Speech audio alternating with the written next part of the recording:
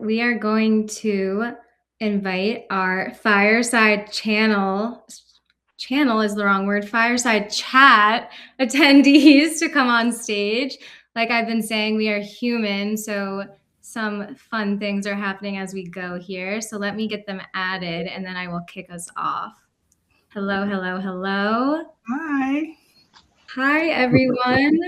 Hey. So for those attending, this is our third and final session of the day. So you're almost done seeing me.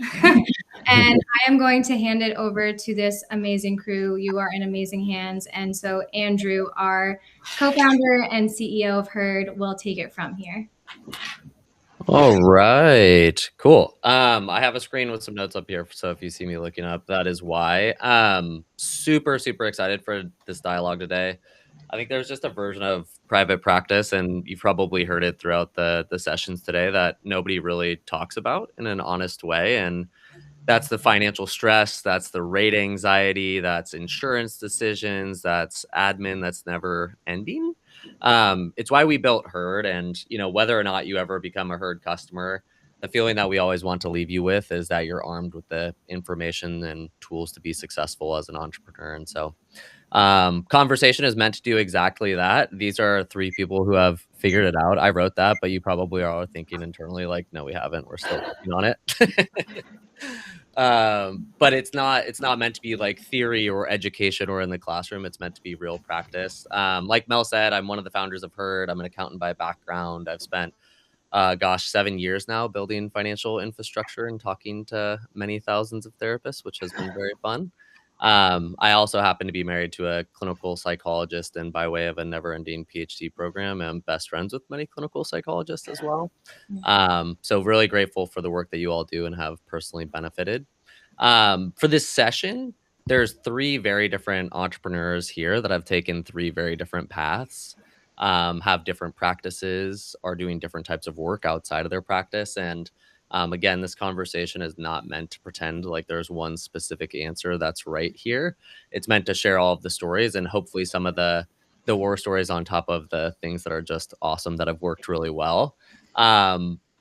I am going to stop talking now, and I'm going to ask each of you to introduce yourself. And the way that I wrote this is to describe yourself as an entrepreneur, that you would describe yourself as an entrepreneur and a practice owner to one of your peers, not what you'd write in your optimized psychology today profile or on your LinkedIn. And so, Anim, I'll start with you. If you want to kick us off, and then we can popcorn over to Brie and Dr. Audra. For sure. So my name is Anim Aweh. I'm a licensed clinical social worker, and if I'm keeping it real, right, something that a friend told me, and I honor this and I hold on to this. I essentially get paid to do what I want as a clinician, and so I get to explore all my interests and passion and infuse it with this sort of mental health expertise as a licensed clinician, and I get to show up in different facets in different areas and show up as the expert in that realm. And so I am grateful that I'm in this space. I'm going to popcorn over to Brie. Hi, my name is Brie Hawk. I'm a licensed professional counselor. I'm based in Denver, and I've been in private practice for about 4 years. I have a background in school counseling before I became a therapist, and now I also serve as the VP of operations for Collective Counseling Solutions. So I'm wearing a lot of hats, but as an entrepreneur to a colleague, I would say I got really burned out on working for group practices that weren't necessarily equitable or empowering. But I've found my way towards being part of a counseling collective because I don't like working alone. I like being part of a team and a community. And so I've found that the name of the game for me in private practice has been about connecting. I have a really amazing consult group, and I'm part of this collective, and connected with Herd, and just trying to build up my resources so that even though I'm in solo private practice, I don't feel alone. So that's kind of my jam. Well, it's great to meet both of you. My name is Audra Horney. I'm a licensed psychologist based in Phoenix, Arizona. And I didn't realize I was an entrepreneur until a few years ago, to be honest. I had been doing my work. I'm a therapist for men. And so that's my shtick. That's how I show up on social media, and how a lot of men on TikTok and Instagram know me as Dr. Audra. And a few years ago, I left a group practice to start my own solo practice. And from there, started showing up on social media and realized there were really cool opportunities in this space. And so since I have expanded my practice to offer intensives, and I'm co-hosting my first men's retreat next month, I have developed brand partnerships that I do content for. I host a directory of therapists for men now. I'm a parentified eldest daughter. And so that probably says enough right there for the audience, but I have a lot of stakes in the fire, and honestly, entrepreneurship has allowed me to lean into and say yes to the things that just like light me on fire. And I could not in my wildest dreams have imagined that I'd be able to get paid for all of this, and still have what I'm working on, but is becoming a better work-life balance in the midst of all of that. Amazing. Yeah, thanks everyone for being here, by the way. And for the folks that are in the audience, one thing that I wanted to say is please ask all of the questions. I have a talk track that I'd love for us to walk through, but what's most important is that you all leave here feeling like you got the questions answered that you want to have answered. And so one of the things that my friend Forrest, who you met earlier, and I always say is that if you have a question, don't feel afraid to ask it, because I guarantee you somebody else on the call has that question as well, and you're going to help them get that question answered for themselves. And so again, throw all of the questions in the chat. We'll answer them as we can and as they come up. And again, thank you for the folks who are here to jam on the panel. One of the things that I want to start off with and get into is the topic of insurance. And I think there's a lot of opinions on insurance. I think there's a lot of money that's been given to a lot of companies that are enabling clinicians to receive insurance in a different way. People are getting paneled in different ways. And I think there's just broadly a lot of opinions on this industry, probably more than anything else. And what I love about this panel, and as I was reading through the notes and the feedback that you all shared coming into this panel, was that each of you have completely different conclusions and have had completely different interactions with insurance. Anim got out, Brie pulled back, Audra never went in, and I don't think there's a consensus here. And I think that's actually the honest truth of it. And so, Brie, I would love to start with you. You dropped panels, you had clients that left because of it. How did you make peace with that? How did you start thinking about kind of making those decisions? Because it can feel pretty scary from a financial standpoint, I would imagine. Yeah, it's hard because I have insurance to thank for filling my practice, right? And then once I got full and had the, I guess, agility to start to really specify my caseload and specialize my caseload, insurance made less and less sense. And so, I feel like I have sort of a appreciation and gratitude for when I first got on insurance. I went through Alma back in 2023, and I had spent about a year trying to build up my practice via private pay, and it was really slow going. And so I figured, okay, I'll get on this platform and maybe it'll help boost me a little bit. My caseload was full within 2 weeks, and I was really overwhelmed. So in that sense, I want to put credit where credit's due, that opening myself up to taking insurance really helped my practice get going. I think, to speak openly, I didn't have a great experience the longer I was on the platform. I felt like it was often misleading, disempowering, and ultimately venture capital, once again, just was the priority. And so when investors get itchy, the stakeholders, or I guess people making decisions, have to pay stakeholders back, which meant cuts to clinician pay. But the sell on some of these platforms is like, we'll advocate for you to be paid better while you make your insurance practice accessible. And so it felt a bit like a bait and switch, like we're going to all make our practices accessible and then actually not get paid in the way that we planned on. And so it just, I think in terms of sustainability, I have friends who can see 35 people a week. I am not one of those people. I do depth work. I work a lot with complex trauma. And so I have a cap of about 20 sessions, and that's on a good week that I have the energy to do 20 sessions. And so it came down to calculating how much income do I need to sustain my life, and how many sessions can I do a week? How many weeks off am I going to take in the year? And it became like a math equation in terms of can I afford to take insurance?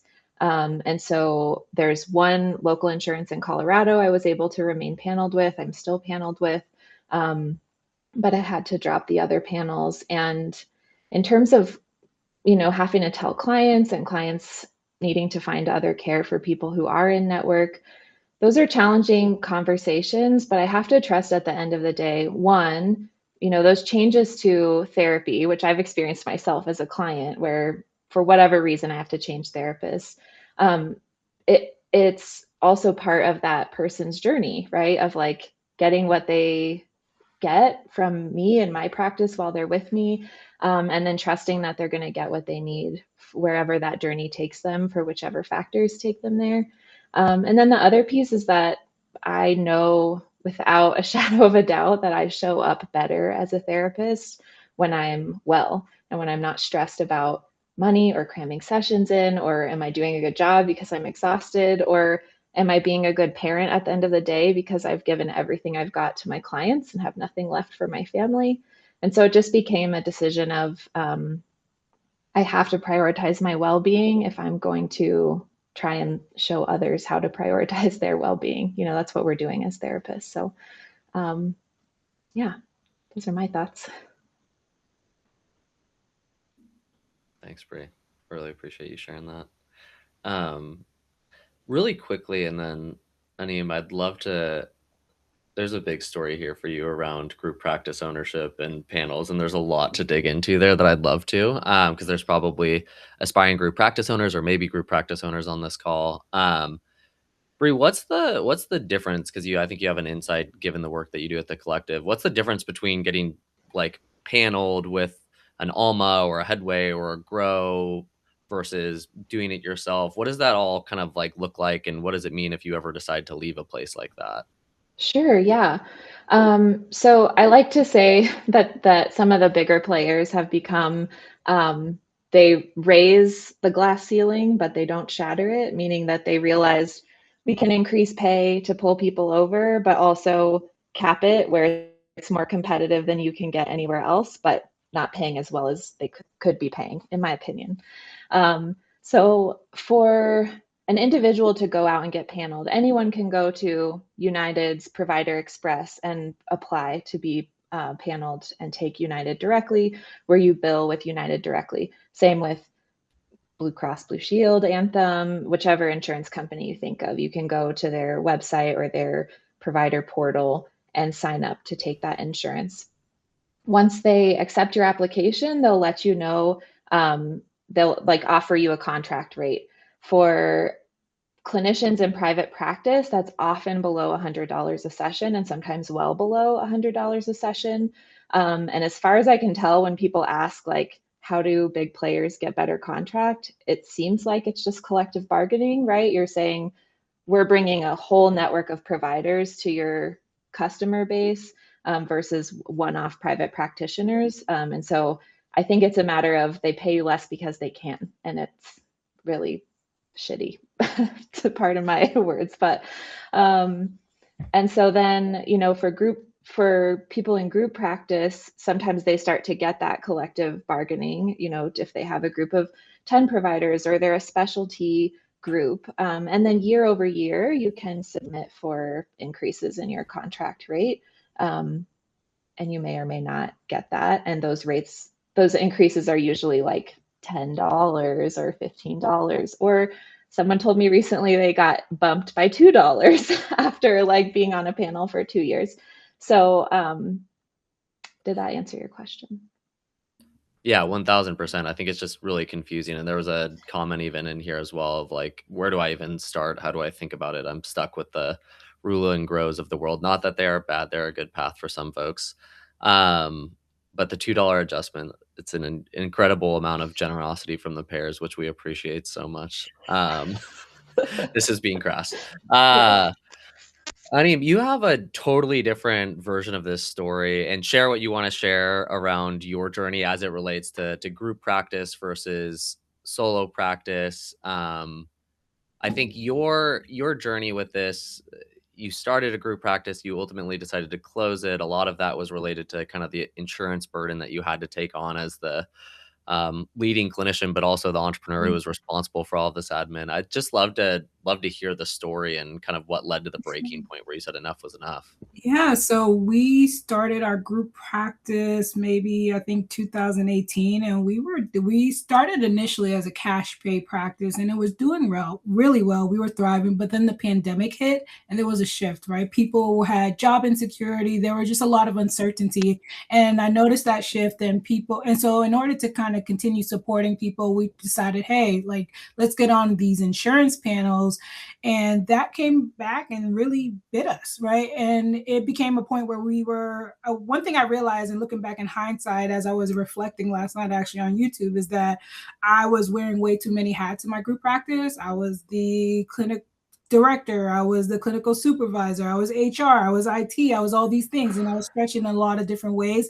And on top of that, I was payroll, right? And then on top of that, I was the practice manager who had to chase payments from these insurance companies. So when I got a denial, I'm using 3 hours of my day to try to chase these claims and try to get reimbursement, hope they reimburse me, and faxing. It's just a lot of like back and forth, and it just stopped making sense. And so it got to the point where payroll or covering payroll became a very anxiety provoking task every other week. And so it stopped making sense for me at that point, because I realized I was burnt out, I was frustrated, and and my people deserved better, right? Like I created my practice solely to create a space that was like sort of the opposite of community mental health. If anybody's ever worked in community mental health, you know how they stretch us, you know how they pull us in every direction, you know how they jam pack our calendars. And I wanted to create something different from that, a shift. And so what I realized is that I can't keep doing this, and this isn't fair to my team. And so that's when I decided I am absolutely done with insurance companies. And so I've been able, or rather I've been really lucky where I like get to work with like amazing EAP companies that pay really well. And I get some still private pay clients that I get to serve every single day. And I get people that use their HSA and FSA benefits. So when people are educated about these different ways that they can leverage, or tools they can leverage to still continue to cover therapy, they're willing to engage and they're willing to do it. And so moving from insurance was probably the best thing that I did. And I have my own personal story with Headway, where like, not to get into too many details, but I shared it online as well, where they were billing all these false claims under my name, right? And so somebody had reached out to me, and she was just like, she reached out to me on LinkedIn, and she was just like, hey, why are you billing for services for me? I'm just like, I don't even know who you are. Like, let me check through my system, make sure like, this is something that maybe I overlooked it. I forgot who you are. And it just turned out into this really big thing. And so, that was really scary. And then when I realized these companies are doing these like really funky things sometimes with our names and our credentials, because they have access to all that, because you turn it over when you enroll with them, you give them access to your CAQH and all these things. And so it got really scary. So like I am completely done with insurance companies. I have my own personal stories with it, even like my family members struggling to sort of get things covered, even with active coverage. It's just, and I've worked in insurance, right? I worked in insurance. I worked as a UR manager, so I've seen firsthand how they set us up and how they really train us to deny a lot of claims, to deny a lot of things, to give people the runaround rather. And so from a personal level, professional level, me insurance is just not something that is conducive to sort of the practice or what I was trying to build. And so I just had to say no. If I can find the unmute. If you're open to it, I'd love to, and then there's lots of questions around EAPs, both what types of EAPs you use, who you use, how to think about using them, but we'll get to that. One question I'd love to ask is, how did you know in your group practice that you were feeling if you're open to sharing, that you were feeling burnt out, like what were signals that you saw or things that you saw where you're like, this is just like, it's not working? Like there was lots of things that you were doing, but what were you like feeling in that moment? Yeah, the biggest thing was the dread. Every day, dreading. Like I work from home. Like I love being in my house, but something about coming into this home office here was filled with dread and misery. Again, I can, because when you're a group practice owner, like people depend on you for their livelihood. So like that pressure was starting to feel a lot heavier and heavier every single day, and so those things accumulated together. That was sort of the breaking point. And again, I thought of those individuals on my team, and I'm just like, this is not fair to them. And granted, they never went without pay by the grace of God, but like it just got to a point where I'm just like, I can't carry this amount of stress every single day. It's just not. It's one of the things I always ask my clients, and even myself, is this sustainable? And that was one of the things, like that wasn't sustainable for me. And so that's when I had to make the really difficult decision. I considered hiring a CFO. That didn't make financial sense. And I mean, I'm not just saying this because I'm here, but that was one of the things around the time where I found Herd, and I'm just like, let's see what the numbers look like. And that was the first time where like I really sat down and like looked at the numbers. Looking at the numbers can be scary when you're a business owner. And so we really sat down. I looked at the book, finally got the bookkeeping done. Never did that before in my life, as long as I've been an entrepreneur since 2017 or something like that. We finally looked at the numbers. The numbers didn't make sense. Looking at the numbers justified what the next move needed to be. And that was closing down the practice. And so I had to forgive myself. I had to go through grieving and kind of processing this idea of failure. And so once I relieved myself of that pressure, that's when it kind of just, it felt like it was the next best move. So it was that anxiety, the burnout was really about the anxiety and the dread that I was carrying every day. And I was just becoming a miserable person at home, to my husband, to my family. And so when things get like that, that's when I know it's time to make a shift. Even when it's a difficult decision to make, I made sure my team landed on their feet. They all got independent license, thank goodness. So they were able to spread their wings and do whatever they wanted at that point. So I was very strategic in how I sort of like offboarded everything. Yeah, it's incredible. And reading the story about how you individually transitioned all of your clinicians off and helped them get it set up for success as private practice owners, it's really special and goes above and beyond the call of duty. And I appreciate you sharing that story, because there's probably other folks on here that have felt like that at different moments in their practice journey. And that's it's okay that you're feeling like that.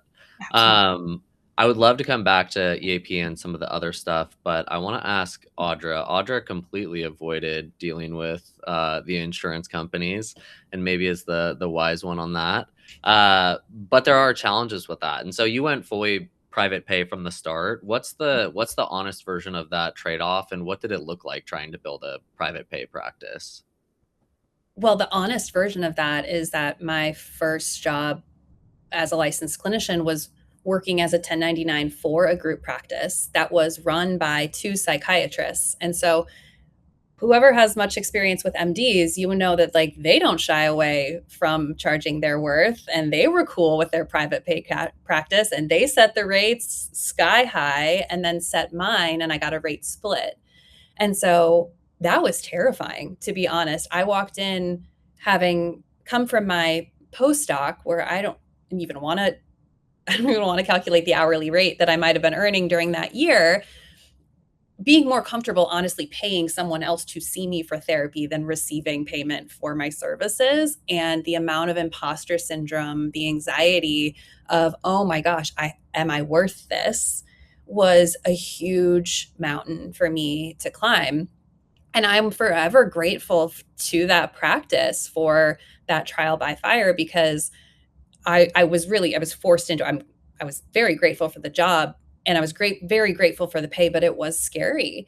And I think what it allowed me to realize was that I was worth that rate, that clients will pay for services, and the system is broken. And I know we say that a lot, but when it comes to, the insurance managed healthcare, the system is so broken. And I dealt with a lot of my own anxiety or guilt, honestly, about being private pay and realizing, that my services are cost prohibitive to way way more clients than may even feel like they have access to it. And the other side of that is that my being on insurance panels, not being cash pay, is career prohibitive for me. It does not allow me to do the work that I love most, the way that I do it, in a way that does not burn me out, with an ability to diversify my business in all these different ways. And so if all we focus in on is how much are we charging for our services and what does this cost for a client, then I think we miss the bigger picture. I think we're helpers. We take on a lot of responsibility as if it is on us to make sure that broken system is fixed. And as much as I wish I could fix it, I can't alone. And so you can hear I'm going a little bit all over the place, but there are so many pieces that I had to work through as a social justice oriented clinician what am I doing creating a practice that is not accessible to everyone. And that's work that I think a lot of us have to do personally. And honestly, I think as a field, there's a lot that we all carry and question about. Can we do this work? Should we be doing this work if we're charging a higher rate of a high value for it? Shouldn't we want to do this work for free? And I love my job, and I could win the lottery tomorrow and I would still be showing up for my clients on Monday, and I deserve to be able to support my family and build a business that doesn't just drill me into the ground as well. And so I'm grateful that I had the experiences in a group practice that said, hey, here's what you're going to do. This is your rate, and this is what your clients are going to be paying. And I've carried that with me, and I don't hesitate to have these conversations, to step on this soapbox. I have peer pressured quite a few of my colleagues into raising their rates and seeing their own worth, because I think we as clinicians, I think we as women are able to have these conversations with each other in a really meaningful way that shifts the field and honestly puts some pressure on the insurance companies. If we're all building cash pay practices and we're all going to that model, then eventually insurance companies are going to feel the fire under their ass and realize if we're not paying a fair rate, then we're going to lose these therapists on our panels at all. 100%. I love you leaning into the aspect of working through the guilt that is, I shouldn't be able to, or I can't charge X amount of money to be successful in my practice, as if it's the responsibility of you three to hold the weight of a broken healthcare system.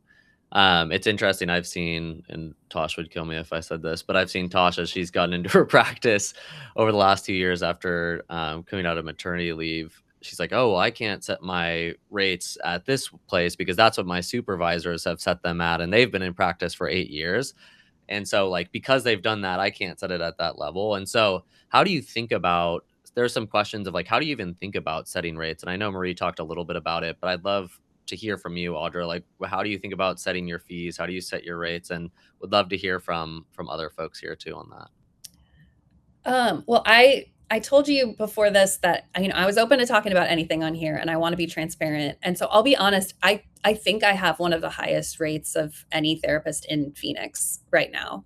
And I am okay with that because I know that I've built my business very intentionally and strategically. I know that the niche that I focus in is very specialized and that there is value behind what I can offer. And I have calculated a business model that works for me. And as I said before, setting my rate at a certain level allows me to see a number of clients that I know I can see comfortably in a week. So I'm not burned out. And I, like you said, Brie, can show up for myself and my family and my own personal life at the end of it. I'm able to offer sliding scale rates to clients as needed when it comes up, and I don't have to fear the loss of income around that. I'm able to devote quite a bit of time to my social media presence where I'm offering education and support, consultation, collaboration, a connection to services. Like that to me is my pro bono work. And I'm not able to do that if I'm seeing 40 clients a week at $125 per session. there is no gas in the tank for anything else. And so for me, I know that not every client can pay my rate. My rate transparently is $350 per session. And so I know not every client can pay that rate. And I also know that I've built a business where I have a full caseload and I'm able to manage a directory of therapists for men. So a lot of other therapists who would love to work with these clients have access to them because I'm referring them.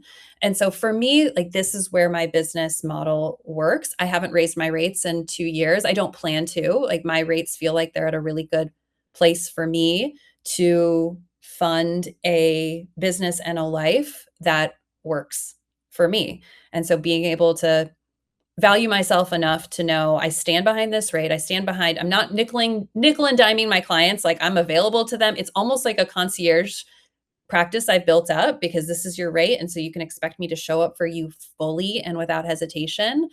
And I know that this is what allows me to do this work as well as I can and to serve in all of the other ways that I do as well.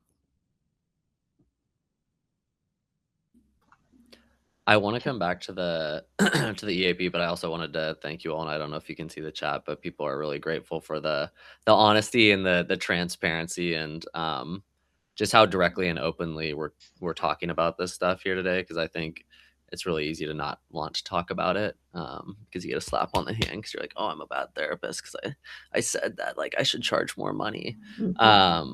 Anim, tell me about EAPs. Like, there's probably a percentage of folks on this call that are like, I've never even heard of an EAP, or maybe every clinician that is in independent practice has heard of EAPs. But how did you decide that this was a more equitable path for you in terms of, income potential? But how did you decide these are the ones that I'm going to work with? How does that even work? Yeah, so EAPs, also known as employee assistance programs. So these are in-house programs. And so really how I first got started is that I got recruited for Modern Health many, many years ago. I was living in the Bay Area and they launched in San Francisco and they needed therapists. And so because of that, I got on board with them, and honestly, they just been the best. Like, they pay at a rate, and just in full transparency, or in the spirit of transparency, I'm at $170 an hour as an LCSW on Modern Health and seeing clients. And so it's been fruitful in terms of, like, one, seeing the clients. There's no financial burden on myself or the client in seeing me. And so the other thing that I've been able to do is build my own EAP, right? So through my practice, what I've been able to do is work with different companies in my hometown of Boston, and I'm the mental health provider. I'm the EAP service. So I became the EAP. And so I negotiated a contract like, hey, you pay us $25,000 per quarter. We're going to see your clients and support them, right? Yeah. And so from a business standpoint or entrepreneur standpoint, it really got, when I look at things, I'm usually like, yeah, I can do that a little better, or I can do that myself. Why do I need to depend on one person in the middle to do this? And that's just sort of how my brain works. And so luckily I have 2 contracts right now for 2 nonprofits in my hometown. And so that's the thing, right? Like, because we have these skill sets, because we are clinicians and we're licensed and we're independent, we have the authority to do these things. And so, but sometimes we don't often trust ourselves to allow us to do these things. And private practice isn't, or rather EAP is just like one sort of dot, if you will, in the whole greater picture, in that I'm able to do other things so that, when things ebb and flows, like in the summertime, particularly, private practice can slow down a little bit. I don't get too stressed out because I have content creation. I have like my YouTube channel. I do similar to Audra, I get to do content creation, or I get to do consulting. I work as a consultant on a lot of projects around the mental health space. So like, it diversifies my income stream, sort of like Marie mentioned earlier, where I don't have to put all my eggs in one basket. Therefore, I kind of just be able to do all these different things and never really stress out about money. And then, like, there's immigration evaluations. I talk about that a lot on social media. I went viral on that, but that is also another stream of income that allows me to do this work. And there are cases where, like, not just cases, but like, people are willing to pay, right? I charge $800 per assessment. People are paying the assessment fees and they're willing to do that. And so it's just, this being in this space post sort of group practice has allowed me to sort of delve into creativity and explore different paths, which I'm so grateful for. And that wouldn't have came if I didn't take that leap of leaving group practice.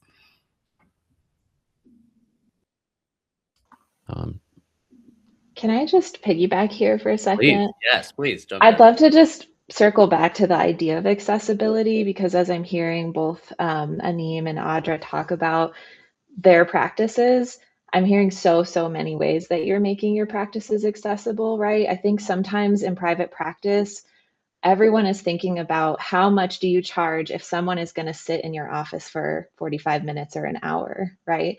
But that is such a limited scope in viewing what your services are as a private practitioner, whether you're on social media, whether you're offering those sliding scale or pro bono sessions, whether you're doing this other community work. I know for me, I like to speak to graduate students about private practice, about what their options are, about how to graduate and make a decent income and not fall into the trap of like the, what is that called?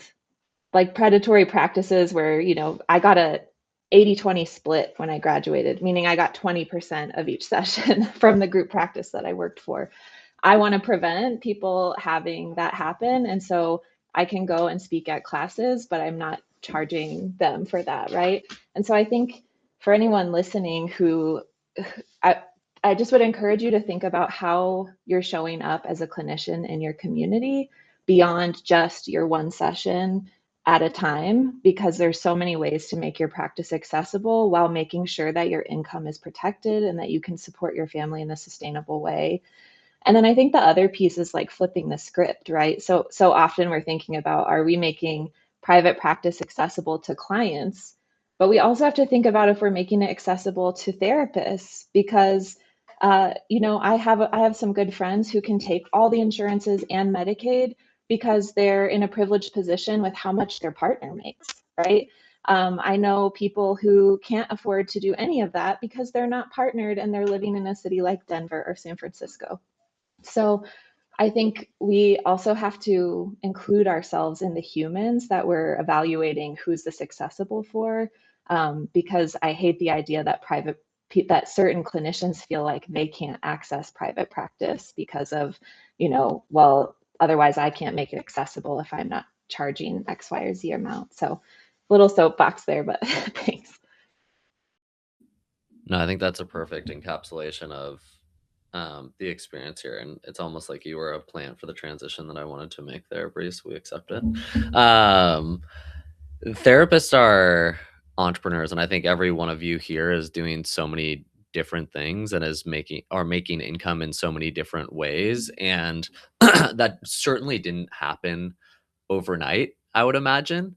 Anim, I was just on your YouTube this morning watching like a bunch of your YouTube videos, and I would imagine you didn't just have 150 YouTube videos overnight. That's probably over the course of years. And so how did you think about diversifying your income, and how did you all think about the different types of ways that you could diversify your income? And I think the hardest thing that of the folks that are here probably run into is like, how do you get started doing that? How do you do something new? And whoever wants to jump in first and take that is totally open to it. Well, I'll go ahead. You know, for me, it was about, you know, understanding my skill sets and understanding how those skills can expand or support people outside of the one-to-one space.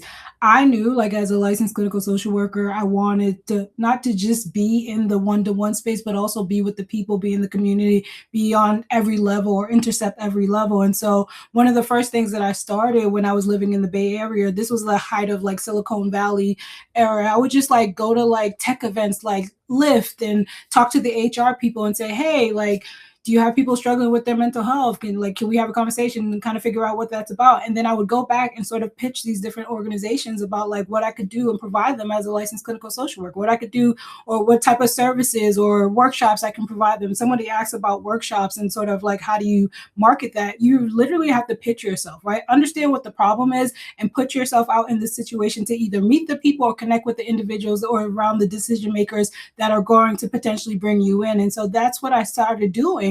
And I got a lot of no's. And so just like you said, that YouTube channel didn't just grow overnight. It's something that took a lot of years and consistency. So when I got that no, I didn't get discouraged there, because it can get easy to get discouraged and stop there, but I didn't allow myself to stop there. I kind of just kept on going because I know at the end of the day, it's a numbers game. And so allowing myself to just move in that direction as well. Like, again, I knew I wanted to grow outside of private practice. So I knew I wanted to do more things. And so I would just let my curiosity take me wherever. And so, again, I pitched myself to these organizations. I would intentionally go outside and meet with people, even though it can be a little hard after long days of work, especially after community mental health work. But I was intentional about that. And I think that's what kind of got the ball going in that direction and gave me those opportunities. And honestly, once you want to connect with one person or get in through the doors, you build that relationship, and then they're always going to consider you later on for different opportunities. But I really, once I understood that, like, I had skill sets that go beyond the one-to-one space, that's when I sort of capitalized on that, and that's when I allowed myself or gave myself permission to move in that direction. And so this is a product of like over 9 years that you're seeing everything manifest. I think a lot of people see what's happening, they see online, because of course we show a lot of the highlight reels, but this has been in the motion for a long time. So you have to get comfortable with the no's or the maybes or not right now. And so you have to sort of stay self-motivated in that sense. And that's me. I'm a self-motivated person, and I'm going to go 1,000% towards whatever it is that I have my heart set on. I can jump in because my process was far less intentional. And so maybe to give a different pathway towards it, I have diversified my business at this point in time completely as a result of my presence on social media, but that wasn't the goal going in. I started my social media accounts as a therapist in January, or I started on Instagram in January of 2023. And then on TikTok, the summer of 2024. And it was initially something I started because I felt really locked into my clinical work, and I felt this like creative pull that it was like an itch I wanted to scratch. I wanted to do something with a different part of my brain. I wanted to see what it was like to show up as a therapist. I was intrigued and thought I might enjoy it. And I did. And that has now grown into something that is much more substantial and beyond what I could have ever hoped for. But ultimately, what I have done over these last few years as my business has grown is just continue to lean into the things that I enjoy. So like, this is not me saying like, you got to get on social media to diversify your business. Sorry about that. Can you hear me now? Okay. This is not me advocating for social media. This is me advocating for you, like listening to your gut and knowing there's not one way to do this. What I have trusted is honestly my intuition, which as therapists, like, yeah, we're not trained as most of us have not gone to business school, but we are trained. Our intuition, our gut is like really fucking solid. Like we have a clinical intuition that guides us. You've got a spidey sense, right? And so trust that that translates professionally and as an entrepreneur. And for me, the more I've poured into things that, like I said before, really lit me up, that I felt excited about, trust that, if you feel the dread, that listen to it and know that this is not in alignment. And I believed that the more that I just continue to opt into things that I was excited about, the money would come. And I didn't know exactly how or what opportunities would come, but I just trusted that as long as I keep doing things, and again, I structured my business and my rates in a way that could support me exploring some other endeavors and even investing into other endeavors before they were monetized. And the more that I have just trusted my gut and believed that as long as I am building this practice as business again, because like think beyond your practice, think beyond therapist, like call yourself an entrepreneur. Say you are a business owner. If you are on social media, call yourself a content creator. I don't care if you have 5 followers, you are a content creator. And then continue to pour into those buckets that you're excited about, because people will see that, people will resonate with that, people will want to pay you for that. And I think the 3 of us here on this call are living, breathing examples of doing the work you love most and believing in yourself in that and knowing it's going to turn into something incredible. I love that. For me, I guess more of the organic approach that Audra talked about.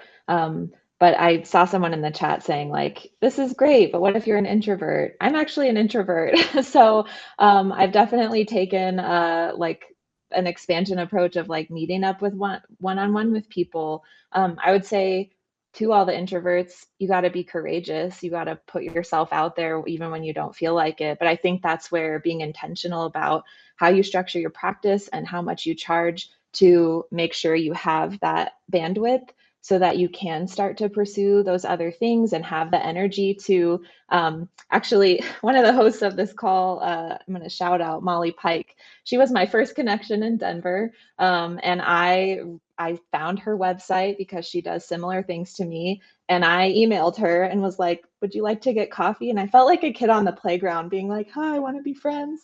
And she responded and we got coffee. And now my community is, because of Molly, we have an amazing consult group.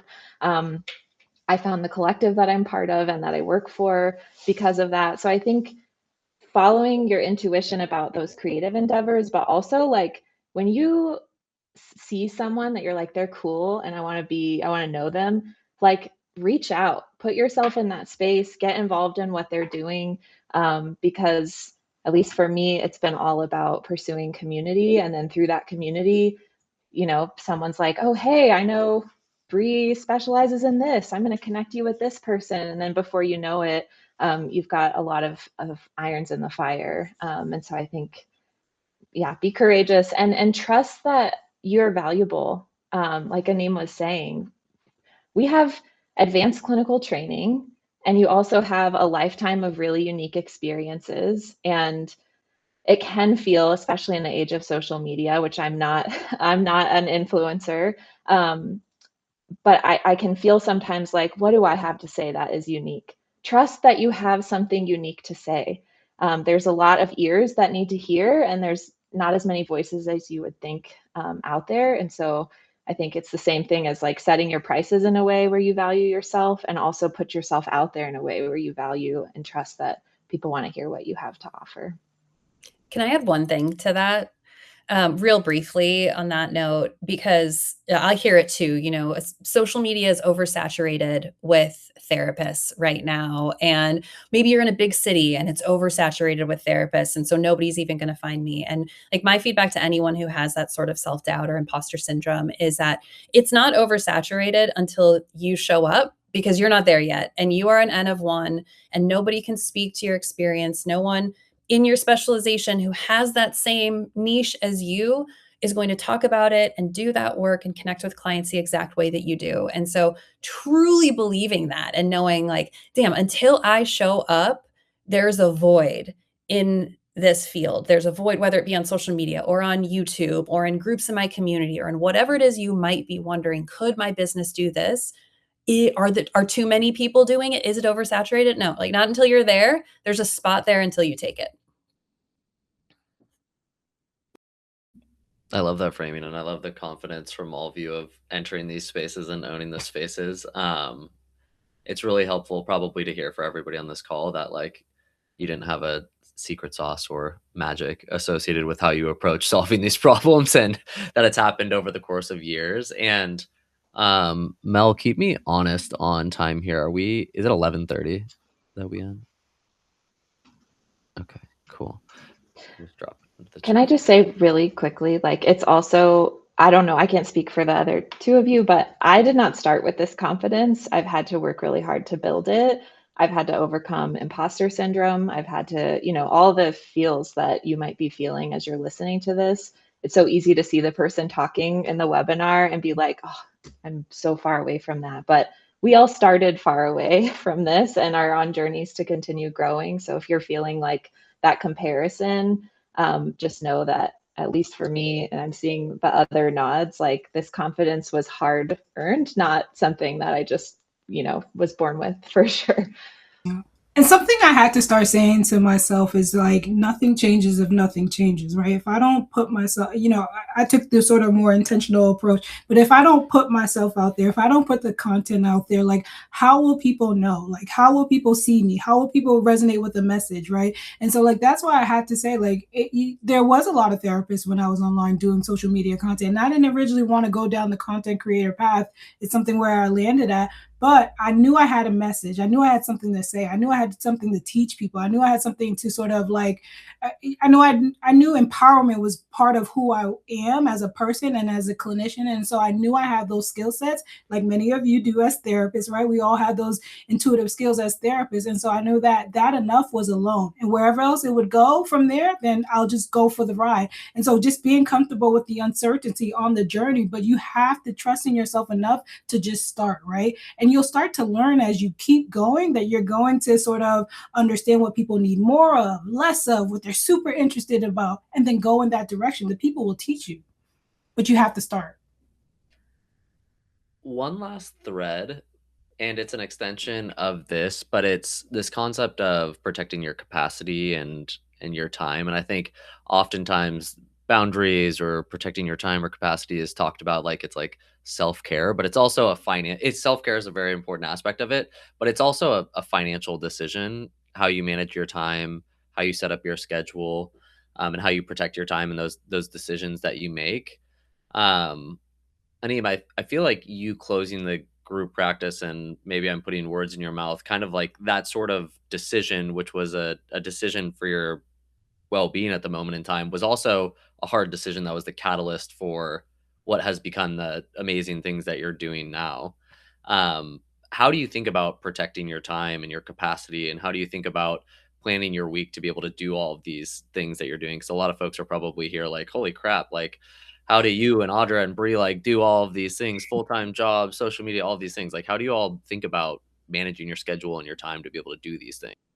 Yeah, so one of the things that I learned from like leaving community mental health and leaving group practice was that I was going to always prioritize self and kind of like sitting with myself and understanding what I had the capacity to do. And so I'll be straight up with clients. Like I had a client reach out to me for a 5:30 p.m. appointment on a Friday. Last week I'm just like, no, I don't work that late on the Fridays. And so getting comfortable with like establishing boundaries for people and myself was one of the most important things, or how I started.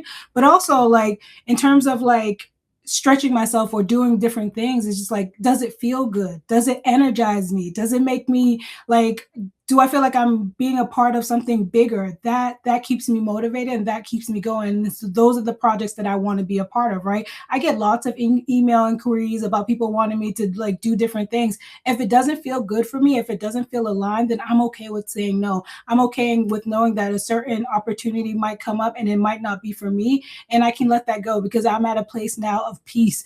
And it really feels like freedom. And I said that when I started off, I said I get paid to do what I want. And I saw everyone's look.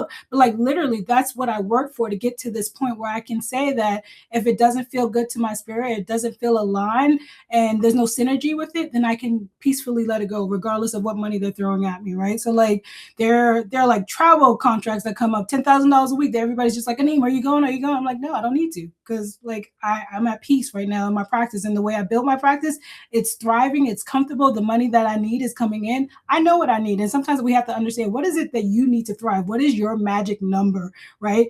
And so once you get clear on that, you sort of diminish the outside influences around whatever people are saying, 20, 30, 40. For some people, that's their number, but figure out what your number is, because that's how I operate, and that's how I can say no or yes to certain things, because I know there's alignment there. I'm getting fucking fired up listening to everyone here. I'm so excited. What about you, Audra? As you've moved into your own space and built your own kind of entrepreneurial brand and practice. And maybe this is too direct of a question. And Brie, I want to hear about how you thought of the like transitioning into like a VP of Ops, like badass leadership role as well at a big company. But I'm a therapist for men, Andrew. So like the more direct, the better. Okay, great. More direct, the better. That's how I like to roll. I think we're talking about things like, well, I think both you and Anim have built like big brands and you make money through social media and through contracts, like how do you negotiate those? Like how do you come to a herd, or how do you come to another organization, or how do you make money on these other things? Because I think sometimes there's like a black box around, oh, these people are doing these things, but like how do you like actually make money doing those things? I mean, I've learned a lot. I'll say that. I've stretched myself a lot. I've sent emails and had conversations that I, never imagined my little people pleasing self would ever have. I've like, put on my like boss girl pants to really show up. And it is so powerful. And I think I can sense that us three wanted to be on this call because this is how I've done it. Like I've had the honest conversations. I've consulted with my friends. I've sent DMs to my Instagram therapist friends being like, I saw you partnered with them. Can you tell me what they paid you? Here's what I'm pitching. This is what they told me. Transparency. Like I will not shy away from a money conversation. I will offer the information if I've had some therapists reach out to me and say, hey, I saw you did a partnership with recovery.com. What was that process like for you? How did it go? What did they pay? And I'll reply and I'll say, I pitched X, you should pitch more. And so having those transparent conversations amongst us, amongst like real humans, I will be honest, I have also asked ChatGPT. Like when there's a will, there's a way. And the more information we can gather, the better. But it does feel like the wild, wild west. It feels a little bit to me like I'm just making shit up as I go. And so the more consultation and the more, information I can get from people who are in it to ground the things that I am doing, the better. But I believe part of the reality is like us as therapists and more modern therapists navigating our businesses like this, we're blazing a path that like our mentors and supervisors didn't. I wasn't talking to my supervisor about how they navigated their brand partnerships. And so if we're not consulting with each other on this and, building each other up and supporting each other, informing each other, then we're going to get taken advantage. We're really good at just saying like, yes, thank you. I'll take whatever little pennies you will give me because I'm just in this work out of the goodness of my heart, versus being able to step up and lean into this and say, like, here's what I'm worth. Here's what I joked with a friend the other day that I'm like negotiating my NIL contracts with brands, which is name, image, and likeness, which is what athletes do.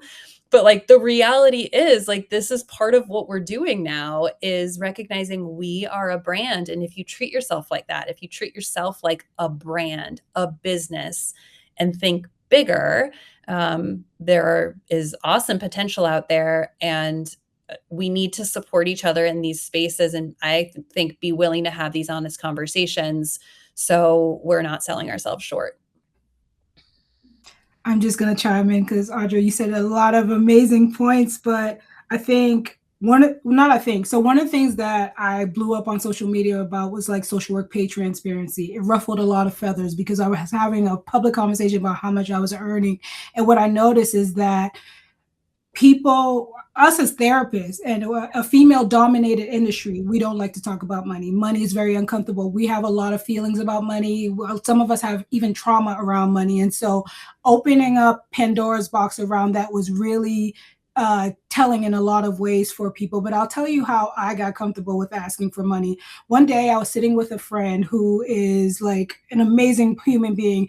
And I told him about a speaking opportunity that I got. It was one of my first ones. And he's just like, okay, how much are you charging? I said, $500. He looked at me with disgust. He's like, don't you ever charge that again. And so that having that transparent conversation about money and having somebody with like way more senior experience and leadership to tell me that and sort of support me. He's like, you know what? I'm going to hook you up with one of my girlfriends. She's a business strategist coach and she helps women. And so like he made that sort of connection for me. But that was the thing that I needed. And until we have transparent conversations about money, we don't know what's going on. We don't know what to ask. And one of the things that I built out on one of my platforms was just like this speaker fee.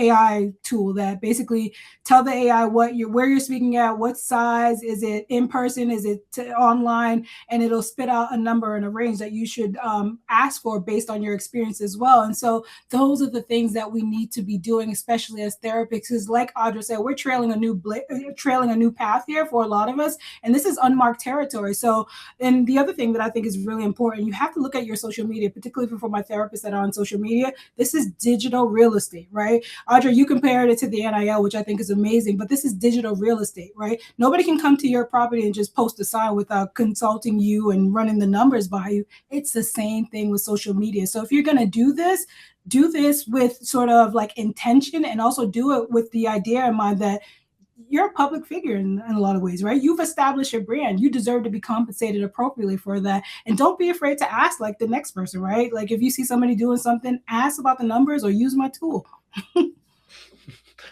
I love it. You both should also plug your channels in there, because several folks have asked, both Audra, for you and Anim's channels, both YouTubes and Instagrams. Brie, and then I'll have one last question to close. It's just too good to stop right now. Sorry, Mel, don't get me in trouble. Brie, what does it mean to be, you've operated as a clinician, and now you've taken on, both clinical work, which is maybe put on pause for a brief moment, but like this VP of operations and leadership role in a larger kind of growing practice. Like, what does that look like, and what does that mean to you, and how did you make that decision to balance your work in that way? Yeah, I mean, this kind of takes us full circle with the insurance discussion. Like I said, I work for Collective Counseling Solutions, and the co-founders started it because they were on a mission to do what you all are talking about, bring transparency to the insurance space. So many of us, like another thing with Alma, I didn't know that they took a cut per claim on top of your membership until I started seeing how much clients' deductibles were. And I was like, wait a second, you're getting how much per session and sending how much to me, and I'm paying a membership fee. And so I echo that transparency is the name of the game. And so I started as a clinician in the collective to take insurance through a more transparent organization. One thing led to another, and I found myself, right place, right time, right conversations kind of thing. And I feel like now my work is expanded. Instead of doing one-on work with therapy clients, I feel like I have all these therapists and a community of therapists that I can empower and almost do like business therapy with, to say, how do we help lift you into practices that you love? A lot of them are passionate about taking insurance, and we're working really hard to give as much of every claim to the therapist as possible.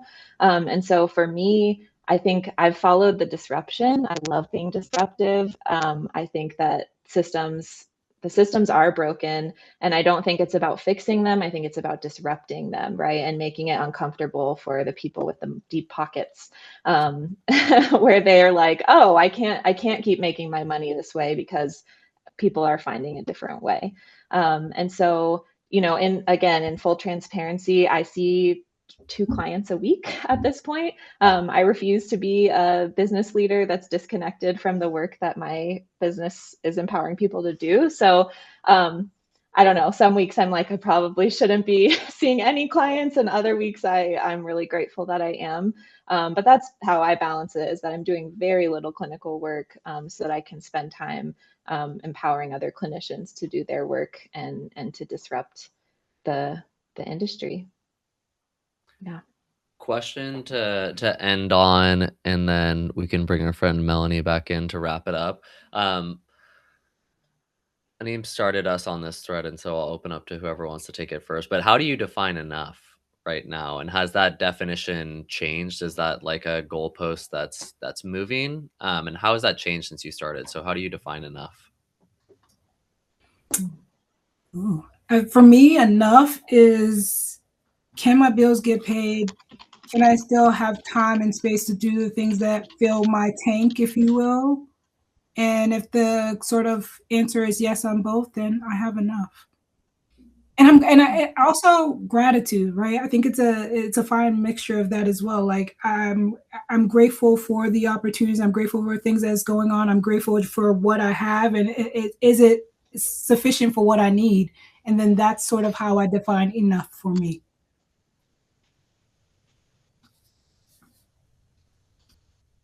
Audra, Brie.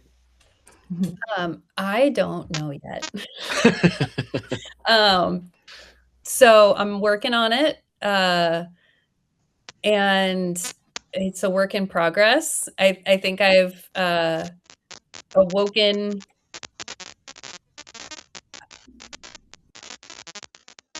Sorry, can you hear me?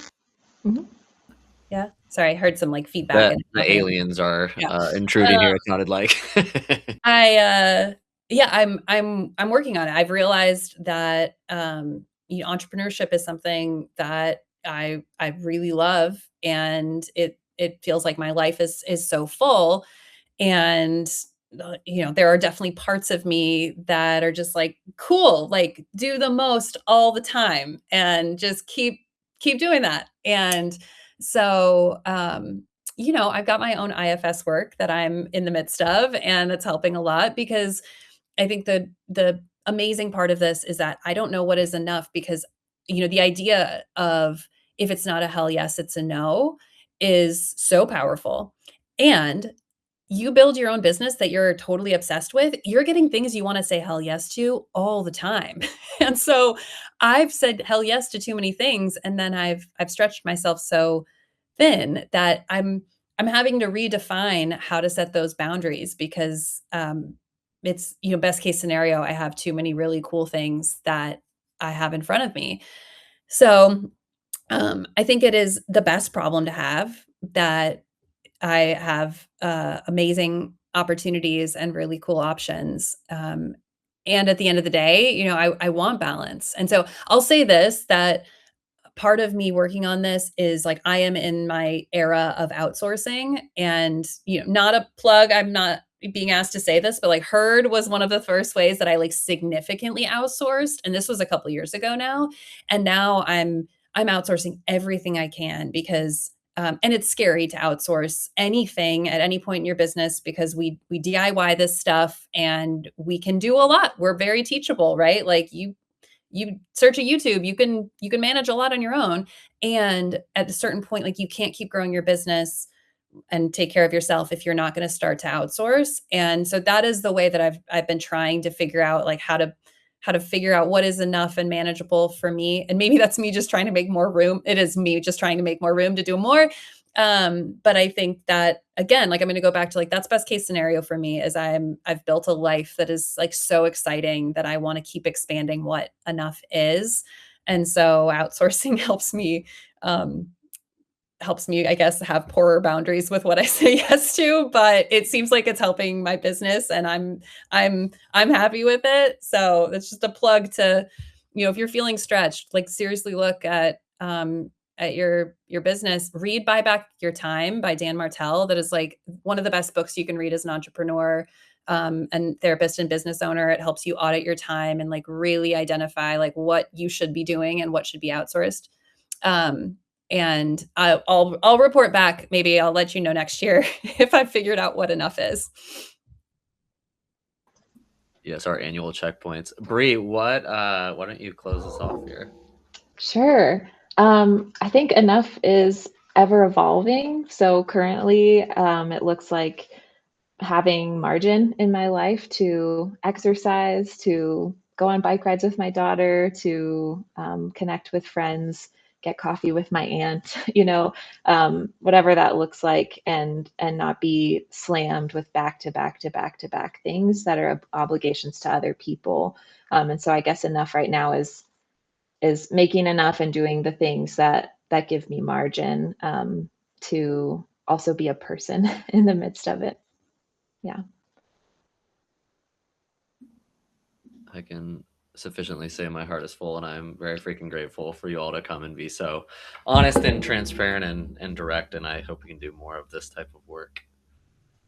Thank you for having me. It's so wonderful to sit with both of you. Thank you for having me. This was a great conversation.